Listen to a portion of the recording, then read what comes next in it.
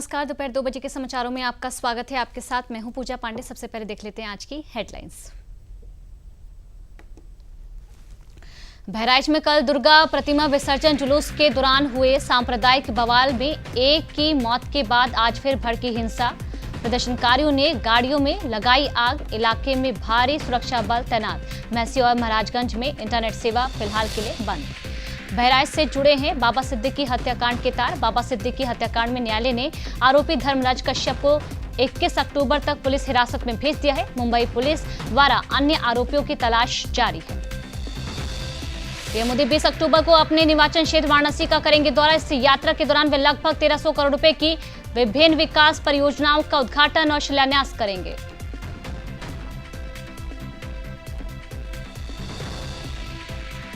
प्रदेश में 10 सीटों पर होने वाले उपचुनावों में बीजेपी 9 सीटों पर अपने प्रत्याशी उतारने जा रही है। एक सीट वह अपने एक सहयोगी राष्ट्रीय लोकदल पार्टी के लिए छोड़ेगी।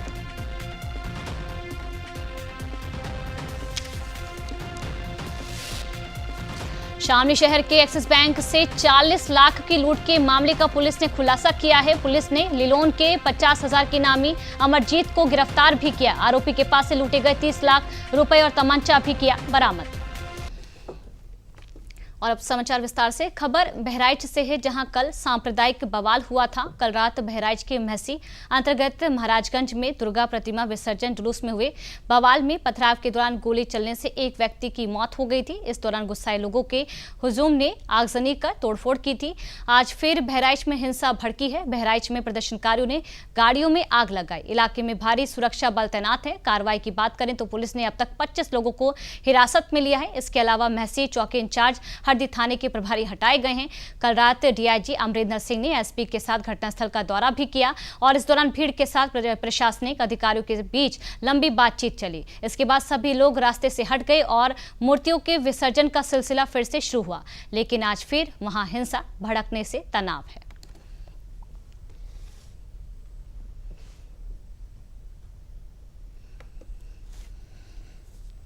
देखिए, इस समय हम खड़े हैं यहाँ रेहुआ मंसूर गांव में। कल की दुखदपूर्ण घटना के बाद में रामगोपाल जी की मृत्यु हो गई थी। उनकी अंत्येष्टि में यहाँ डेड बॉडी पहुँच गई है। गांव वालों की काफ़ी भीड़ है। यहाँ देखिए, अपने विधायक जी, क्षेत्रीय विधायक सुरेश्वर सिंह जी भी मौजूद हैं। आइए हम पूछते हैं कि उनसे यहाँ पर कैसा माहौल है और क्या है। विसर्जन के दौरान एक अप्रिय घटना घटी थी।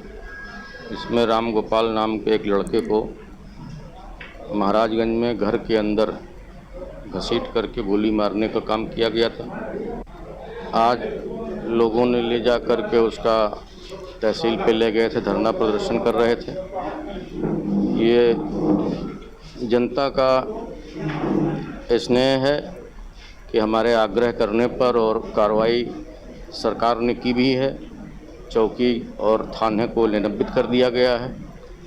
आज शाम तक और बड़ी कार्रवाई होगी। मुकदमा लिख गया है। 20-25 लोग गिरफ्तार हुए हैं और उनके रिश्तेदारों को भी गिरफ्तार किया जा रहा है और बड़ी कार्रवाई इसमें होगी। 4 बार मुख्यमंत्री जी से वार्ता इस संबंध में हो चुकी है और जितनी भी चीज़ें हैं इस अंतिम संस्कार के बाद में प्रभावी कार्रवाई होगी और जो सरकार कर सकती है वो अपना सब कुछ करेगी। बहराइच के महसी में माहौल बिगाड़ने की घटना पर मुख्यमंत्री योगी आदित्यनाथ ने सख्ती दिखाते हुए उपद्रवियों की पहचान कर कठोरतम कार्रवाई करने के निर्देश दिए हैं। वहीं घटना पर सीएम योगी ने डीजीपी से बात कर ताज़ा अपडेट लिया है। जरूरत पड़ने पर सीनियर अधिकारियों को बहराइच भेजने के निर्देश दिए हैं। सीएम ने बात कर विधायक परिजनों से मिलने आने की बात कही है। साथ ही कार्रवाई का आश्वासन भी दिया है।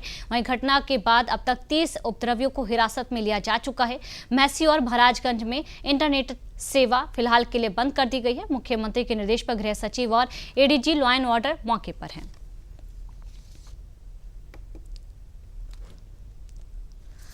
वहीं बहराइच में दुर्गा पूजा के जुलूस के दौरान हुए तनाव पर डिप्टी सीएम ब्रजेश पाठक ने आरोपियों पर सख्त कार्रवाई की बात कही है। उन्होंने कहा कि किसी भी कानून को तोड़ने की इजाजत किसी को नहीं है।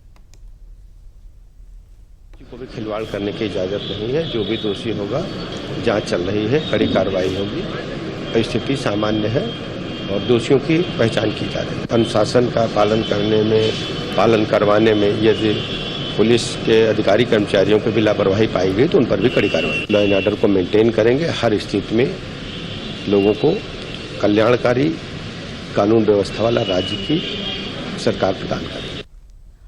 उप मुख्यमंत्री केशव प्रसाद मौर्य ने सोशल मीडिया प्लेटफॉर्म एक्स पर कहा कि उत्तर प्रदेश की शांति और सौहार्द बिगाड़ने की कोशिश सफल नहीं होगी। दंगाइयों को संरक्षण देने वाले एक बार फिर सक्रिय हो रहे हैं, लेकिन हमें सतर्क और सजग रहना होगा। प्रदेश के उज्जवल भविष्य के साथ खिलवाड़ नहीं होने दिया जाएगा। दोषियों को कानून के दायरे में लाकर सख्त सजा दी जाएगी और पीड़ितों को पूरा न्याय मिलेगा। सभी नागरिकों से शांति और धैर्य बनाए रखने की अपील करता हूं। और इसी खबर पर ज्यादा जानकारी के साथ हमारे सहयोगी विकास सिंह जी हमारे साथ जुड़े हैं, जो कि जानकारी देंगे। विकास जी, अभी बहराइच हिंसा को लेकर क्या कुछ अपडेट है? सीएम योगी ने डीजीपी से भी बात की है, बातचीत के दौरान क्या कुछ निकलकर सामने आया है और अभी वहां पर कानून व्यवस्था को लेकर कैसा माहौल है? क्या इंटरनेट जो सेवा है वो बहाल हो चुकी है? क्या कुछ अपडेट? देखिए, फिलहाल पुलिस स्थिति को नियंत्रण में करने का प्रयास कर रही है। मौके पर वहां पर तमाम पुलिस बल लगाया गया है, साथ साथ पीएसी की टीमें लगाई गई हैं। पुलिस के आला अधिकारी भी मौके पर मौजूद हैं। वहां पर मुख्यमंत्री योगी आदित्यनाथ के निर्देश के बाद प्रदेश के एडीजी एलओ अमिताभ यश और होम सेक्रेटरी संजय गुप्ता भी वहां मौके पर पहुंचे हुए हैं।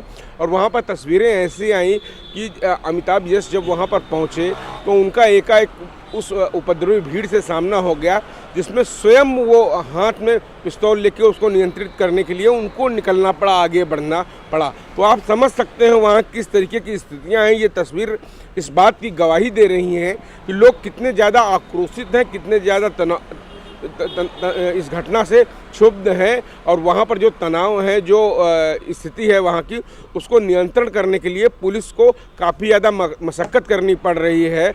वहाँ पर स्थानीय विधायक भी पहुँचे, वहाँ पर लोगों को समझाने का प्रयास किया। संभवतः अब कुछ ही देर बाद जिस शख्स की मौत हुई थी उस शख्स के अंतिम संस्कार की आगे की प्रक्रिया संपन्न कराई जाएगी। वहाँ पर भी तमाम सारे लोग इकट्ठा हुए हैं। तो तकरीबन महसी से लेकर महाराजगंज तक का जो इलाका है 3 से 5 किलोमीटर तक, वहाँ पर कई ऐसे गुट हैं जो पथराव और आगजनी की घटनाओं को अंजाम दे रहे हैं। उन्हीं के लिए वहाँ पर पुलिस की अतिरिक्त टीमें सुरक्षा बल की लगाई गई हुई हैं। वहाँ पर जो फायर ब्रिगेड की गाड़ियाँ हैं वो वहाँ पर मौजूद हैं। वहाँ पर किसी भी स्थिति को काबू पाने के लिए आला अधिकारी लगातार ये समझाने का प्रयास कर रहे हैं कि इस घटना पर पुलिस संज्ञान लेकर त्वरित कार्रवाई करेगी। जो इस घटना में संलिप्त लोग हैं, 30 लोगों को इस घटना में हिरासत में अब तक लिया जा चुका है। और जो बाकी बचे लोग हैं या इस घटना से जुड़े लोग हैं उन पर भी सख्त कार्रवाई होगी। कल शाम के जब यह घटना हुई थी उस घटना के समय के तमाम वीडियो फुटेज को भी खंगाला जा रहा है कि उस दौरान उसमें किस तरीके से चिन्हित किया जा सके कौन कौन इस घटना के उपद्रव में जो शामिल था। उन लोगों की तलाश की जा रही है। जिन लोगों को हिरासत में लिया गया है उनसे पूछताछ करके बातचीत की जा रही है कि कौन वो लोग हैं, इस घटना में कौन कौन से लोग हैं जो शामिल हैं। जो सीधा आरोप लोगों का था कि जिस एक शख्स के यहाँ से पथराव हुआ था उसके बाद गोली चलाई गई थी, उस शख्स को पुलिस पकड़ने का प्रयास कर रही है। उसके साथ साथ जो पत्थरबाजी हुई थी इस घटना में 12 से 15 लोग जो घायल हुए थे पत्थरबाजी के कारण, उनका इलाज चल रहा है। महसी तहसील में चला। उसके बाद कुछ लोगों को मेडिकल कॉलेज बहराइच में भी एडमिट किया गया था। वो सकुशल हैं, लेकिन जो इस घटना में दुखद एक मौत हो गई थी उस घटना के बाद काफ़ी ज़्यादा तनाव व्याप्त हो गया था। प्रशासन ने कल देर शाम जब बातचीत की थी लोगों से, उसके बाद दुर्गा विसर्जन के कार्य को आगे बढ़ाकर संपन्न करा लिया गया था। लेकिन एक बार आज सुबह फिर से तनाव की स्थिति जो उत्पन्न हुई, उसके बाद कई जगहों पर आगजनी की घटनाएं की गई वो भीड़ के द्वारा। सरकार के द्वारा, शासन प्रशासन के द्वारा ये सख्त निर्देश दिए गए हैं कि कोई भी अगर कोई उपद्रव करेगा, कानून अपने हाथ में लेगा तो उसके खिलाफ सख्त से सख्त कार्रवाई की जाएगी।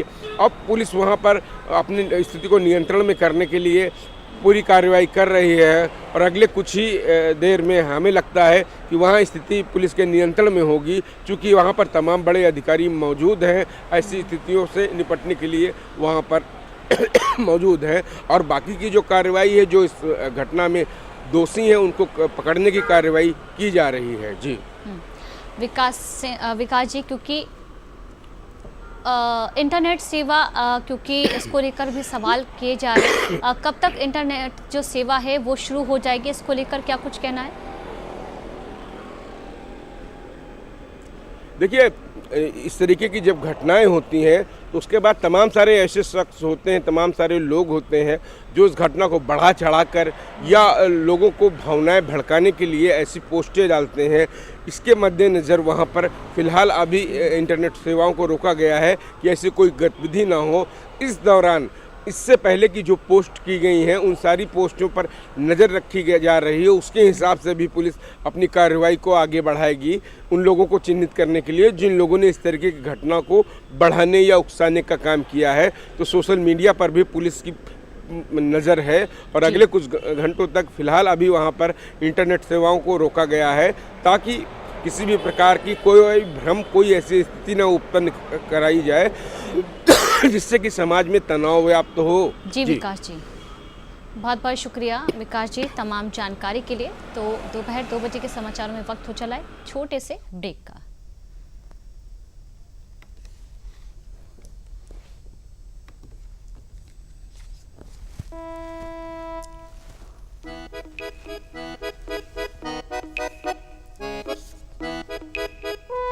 हर घर के खाने की शान, खुशबूदार बैद्यनाथ गाय का देसी घी, शुद्ध भी स्वादिष्ट भी।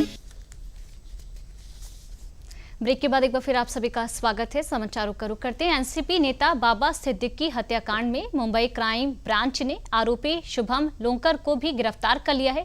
शुभम लोंकर शुभू लोंकर का भाई है जिसे सोशल मीडिया पर पोस्ट किया था कि लॉरेंस बिश्नोई गैंग ने हत्या की जिम्मेदारी ली है। इसके साथ ही बाबा सिद्दीकी हत्याकांड मामले में अब तक 3 गिरफ्तारी हो चुकी है।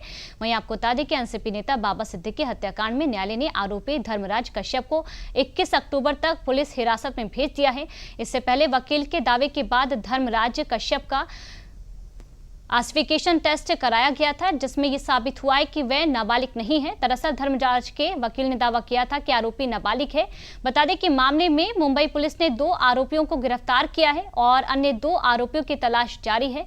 गिरफ्तार किए गए आरोपियों में से एक का नाम गुरमेल बलजीत सिंह है जो हरियाणा का रहने वाला है, जबकि दूसरे का नाम धर्मराज राजेश कश्यप है जो उत्तर प्रदेश के बहराइच का रहने वाला है। वहीं अन्य आरोपियों की पहचान भी कर ली गई है जिसमें थाना कैसरगंज के कंडारा गांव का धर्मराज है और उसका दूसरा साथी शिव कुमार भी बहराइच का ही निवासी है। साथ ही लॉरेंस बिश्नोई गैंग की भूमिका की भी जांच की जाएगी।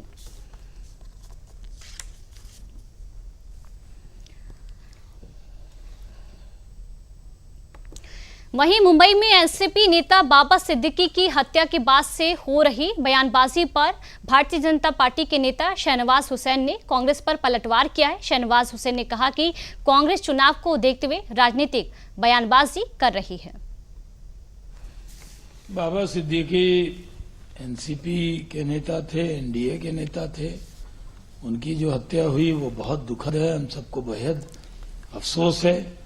सुरक्षा रहते हुए भी उनकी हत्या हुई। अब ये कह देना कि पूरी सुरक्षा व्यवस्था फेल हो गई है, ये बहुत गैर जिम्मेदाराना बयान है खड़गे साहब का। चुनाव आने वाले हैं और संजय राउत को और कांग्रेस के नेताओं को लगता है कि चुनाव के लिए उनको एक मसाला मिल गया है, वो चुनाव को ध्यान में रखकर बयानबाजी कर रहे हैं। ये बहुत दुखद है। समाचारों में वक्त तो चले एक और छोटे से ब्रेक का। उड़ रही जुल्फे घनेरी घटाओं सी, लूट लूट जाए हैं दिल कुड़ियों के। सुंदर घने और मजबूत बालों के लिए बैद्यनाथ महाभृंगराज तेल। ब्रेक के बाद एक बार फिर आप सभी का स्वागत है। समाचारों का रुख करते हैं। प्रधानमंत्री नरेंद्र मोदी का अपने संसदीय क्षेत्र वाराणसी में 20 अक्टूबर को 1 दिवसीय दौरा प्रस्तावित है।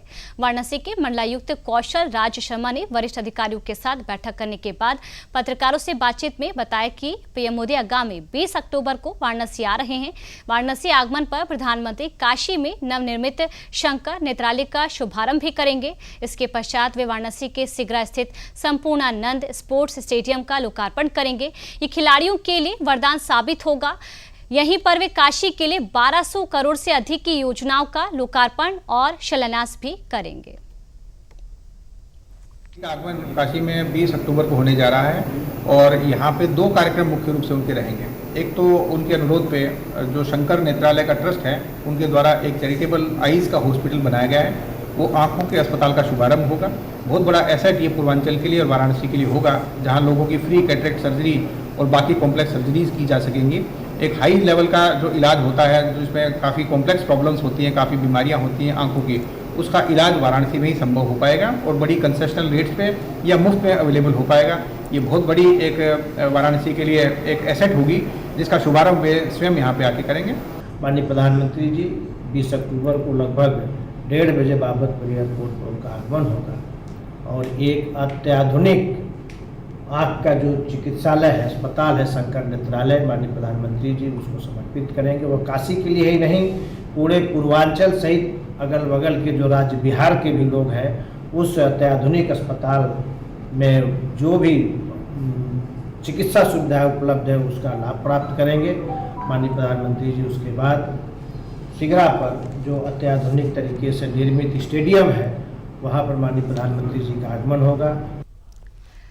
यूपी की 10 विधानसभा सीटों पर होने वाले उपचुनाव के लिए भारतीय जनता पार्टी के केंद्रीय नेतृत्व ने 9 सीटों पर खुद चुनाव लड़ने का फैसला किया है और साथ ही इन सीटों के लिए 9 प्रत्याशियों के नाम को भी फाइनल कर दिया है। यह भी तय किया गया है कि उपचुनाव में नए चेहरों को ही अधिक मौका दिया जाएगा। हालांकि इन प्रत्याशियों के नाम की घोषणा उपचुनाव की अधिसूचना जारी होने के बाद ही की जाएगी।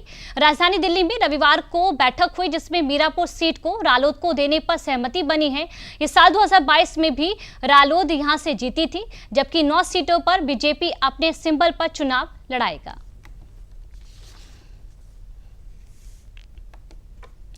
उपभोक्ताओं को गुणवत्तापरक सेवाएं और उत्पाद उपलब्ध कराने के उद्देश्य से भारतीय मानक ब्यूरो लगातार काम कर रहा है। आज लखनऊ में विश्व मानक दिवस के मौके पर संगोष्ठी का आयोजन किया गया, जहां पर उत्तर प्रदेश से उद्योगों से जुड़े प्रतिनिधि शामिल हुए। इस मौके पर उत्कृष्ट काम करने वालों को सम्मानित भी किया गया। कार्यक्रम के माध्यम से प्रदेश के उप मुख्यमंत्री ब्रजेश पाठक ने कहा कि आम जनजीवन को बेहतर बनाने के लिए मानकीकरण की आवश्यकता होती है और विभाग लगातार इस दिशा में बेहतर कार्य कर रहा है।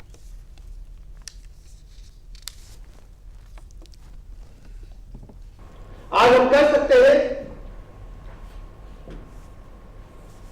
चाहे चिकित्सा विज्ञान का क्षेत्र हो, चाहे अंतरिक्ष विज्ञान का क्षेत्र हो, चाहे इलेक्ट्रॉनिक विज्ञान का क्षेत्र हो, चाहे कंप्यूटर विज्ञान का क्षेत्र हो, हार्डवेयर, सॉफ्टवेयर, इंफ्रास्ट्रक्चर के मामले हो या अन्य कोई विधा हो, भारत दुनिया के साथ खड़ा है। और उसके पीछे हम कह सकते हैं आप लोगों का बहुत बड़ा हाथ है कि हम जो भी निर्माण करते हैं गुणवत्तापरक करते हैं, ऐसा निर्माण करते हैं कि आने वाली पीढ़ियां भी उस व्यवस्था का अनुसरण कर पाए। आज हम यहाँ पर विश्व मानक दिवस 2024 को सेलिब्रेट करने के लिए इकट्ठा हुए हैं और विश्व मानक दिवस की महत्ता इसलिए है क्योंकि इस दिवस पर हम जितने भी हमारे इंजीनियर्स हैं, साइंटिस्ट हैं और जो भी मानकीकरण के काम में लगे हुए हैं, उन सबको एक तरह से धन्यवाद देते हैं कि उन्होंने अपनी जो परिश्रम है, जो उनका टेक्निकल कॉम्पिटेंस है और जो उनका अनुभव है, उनको साझा करके मानकों का निर्माण किया है। और साथ ही जो यूएन ने अपने सस्टेनेबल डेवलपमेंट गोल्स दिए हैं, उनके ऊपर आज यहाँ चर्चा, एक टेक्निकल सेशन भी हमने रखा है। शामली शहर के एक्सिस बैंक से 40 लाख की लूट के मामले का पुलिस ने खुलासा कर दिया है। पुलिस ने इस मामले में लिलोन के 50,000 के नामी अमरजीत को गिरफ्तार कर लिया है। आरोपी ने कर्ज के 38 लाख रुपए चुकाने की खातिर वारदात को अंजाम देने की बात स्वीकार की है। आरोपी के पास से लूटे गए 30,20,000 रुपए, तमंचा भी बरामद किया गया है। डीआईजी अजय कुमार सहनी ने पुलिस लाइन में प्रेस वार्ता करके बताया कि लूट प्रकरण में 8 टीमों को लगाया गया था। आरोपी पर 50,000 का इनाम घोषित कर दिया था। आरोपी अमरजीत को शामली से गिरफ्तार किया गया। आरोपी ने 1 अक्टूबर को इस वारदात को अंजाम दिया था।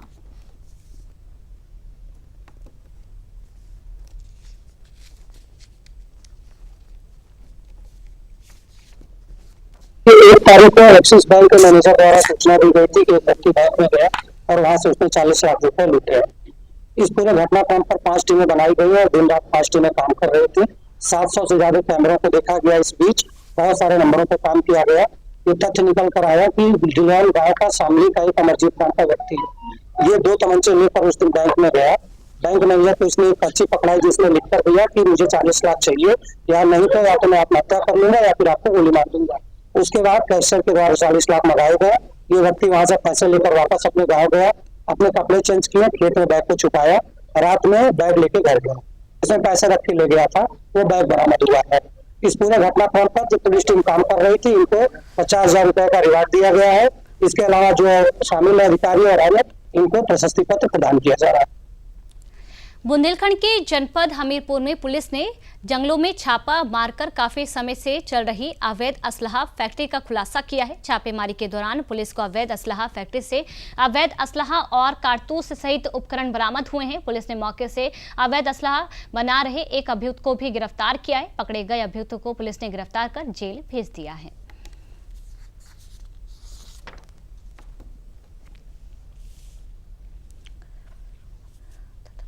हमीरपुर में एसओजी टीम और थाना सिसोदर द्वारा एक अवैध शस्त्र फैक्ट्री जो चल रही थी उसका खुलासा किया गया है। इसमें भारी मात्रा में करीबन 34 बने और अधबने शस्त्र बरामद किए गए हैं। कुछ कारतूस और जो शस्त्र बनाने वाले उपकरण थे वो भी पुलिस के द्वारा बरामद किए गए हैं। इसने पूछताछ में बताया कि ये शस्त्र बनाता है। कुछ लोगों के नाम भी इसने अपने पूछताछ में लिए हैं कि जिनसे शस्त्र बनाने का सामान लेता है और शस्त्र बना के अलग अलग जगहों पर इसको बेचता है। उन सब नामों को भी तस्दीक किया जा रहा है। आगे उनके ऊपर भी कार्रवाई। मथुरा जिले के थाना बलदेव के गांव ततरोठा के गांव नगला अर्जुन निवासी पूर्व प्रधान व भाजपा नेता किसान मोर्चा के डॉक्टर NP सिंह भरंगर पुत्र पुष्पेंद्र व भतीजों प्रशांत व राहुल पर 1 दर्जन युवकों ने हमला कर दिया। इस दौरान भाजपा नेता का पुत्र हाथ में गोली लगने से घायल हो गया, जिसको जिला अस्पताल में भर्ती करवाया गया। डॉक्टर NP सिंह भरंगर ने बताया कि भाजपा सदस्यता अभियान से घर वापसी लौटते समय आरोपियों ने तमंचे से जानलेवा हमला बोल दिया। इस दौरान बेटे को गोली लगी है। CO महावन भूषण वर्मा ने बताया कि मामले की सूचना मिलने पर पुलिस मौके पर पहुंची, मुकदमा दर्ज कर लिया गया है। दोषी को बख्शा नहीं जाएगा।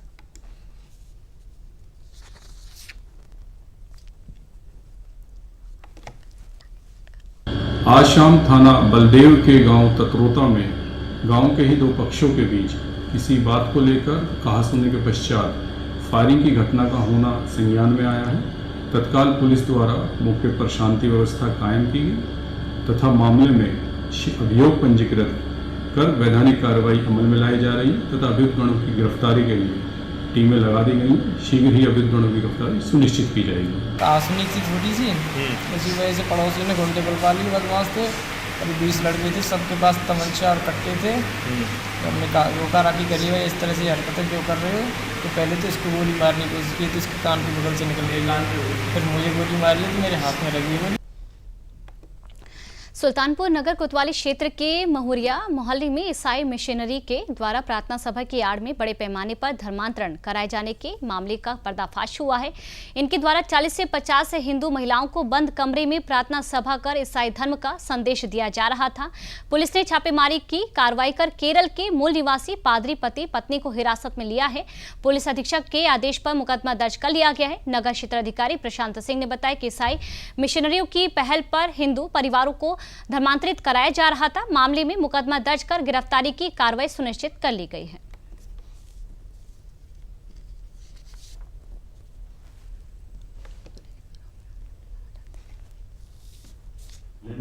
ये सूचना प्राप्त हुई कि ईसाई धर्म के कुछ लोग वहां पे धर्म परिवर्तन कराने का प्रयास कर रहे हैं। इस सूचना पर पुलिस द्वारा मौके पर जाकर जांच की गई तो प्रकरण सत्य पाया गया, जिससे संबंधित 2 अभियुक्त सालविन एवं सैनी को अरेस्ट किया गया है, जो कि ईसाई धर्म का प्रचार प्रसार करके वहां के लोगों को धर्म परिवर्तन का प्रयास कर रहे थे। इस प्रकरण में उत्तर प्रदेश विरोध धर्म परिवर्तन प्रतिषेध अधिनियम की धारा 3, 5 और 1 में मुकदमा पंजीकृत किया गया है। आवश्यक कार्रवाई की जा रही है। विवेचना प्रचलित है। पैसा बांट के धर्म परिवर्तन कराया जा रहा है। मैंने जब बात की उन लोगों से तो वो लोग उस समय भी उग्र हो गए, तब पुलिस ने आकर उनको समझाया।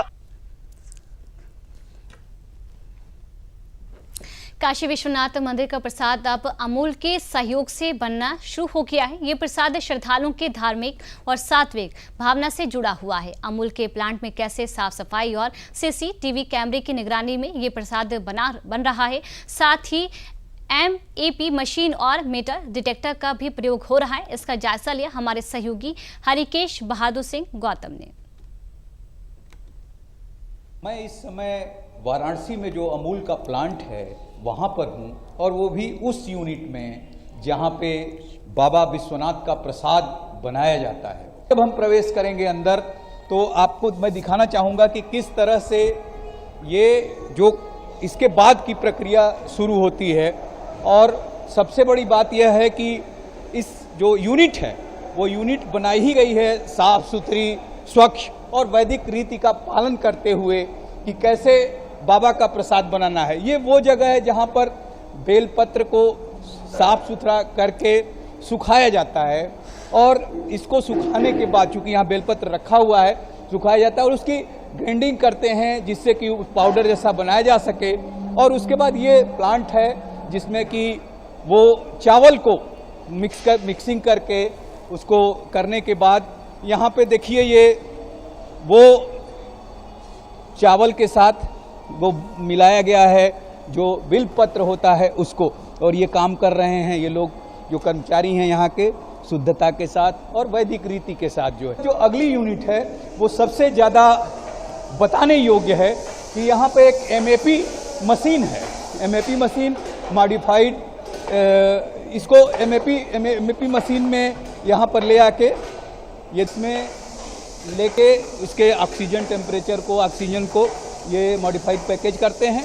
और इसके बाद इसी मशीन के थ्रू जो आगे है वहाँ पे मेटल डिटेक्टर भी लगा हुआ है कि बाई चांस कोई ऐसा अंश इसमें चला जाए तो उसको मेटल डिटेक्टर से जाना जा सके, उसको निकाला जा सके जिससे किसी को अहित न हो। ये मेटल डिटेक्टर है जिससे कि ये पैकेट्स यहाँ पे आ रहे हैं MAP के बाद। और फिर जो फाइनल पैकेजिंग है वो आप देख सकते हैं यहाँ पर ये पैकेट्स हैं जो मशीन के माध्यम से आते हैं, और जो फाइनल पैकेजिंग है वो साथी लोग यहाँ पर कर रहे हैं ये इस तरह से। और कितनी शुद्धता, स्वच्छता के साथ, कितनी मेहनत के साथ अमूल में ये पैकेजिंग हो रही है, जो प्रसाद अब बाबा विश्वनाथ के दरबार में मिलना शुरू हो चुका है। यहाँ पे कितनी स्वच्छता, कितनी मशीनों से गुजर कर जो प्रसाद यहाँ पर फाइनली बन रहा है वो आपको मैं यहाँ पे दिखा रहा हूँ कि कितनी शुद्धता है, कितनी वैदिकता है। Doctor Harikesh Bahadur Singh Gautam, DD news, Amul plant, Varanasi. Congress के राष्ट्रीय अध्यक्ष मल्लिकार्जुन खड़गे द्वारा भाजपा को आतंकियों की पार्टी बताए जाने वाले बयान पर आगरा में भाजपा नेताओं ने रोष व्यक्त किया है। केंद्रीय राज्य मंत्री प्रोफेसर SP सिंह बघेल ने कांग्रेस अध्यक्ष के बयान पर पलटवार करते हुए कहा कि भाजपा समाज को जोड़ने, भाईचारे को मजबूत करने और सबका साथ सबका विकास और सबके विश्वास व प्रयास की अवधारणा पर चलती है। केंद्रीय मंत्री ने कहा कि समाज के अंतिम व्यक्ति चाहे वे किसी धर्म, जाति या पंथ का हो, सबके हितों को लेकर भाजपा काम करती है।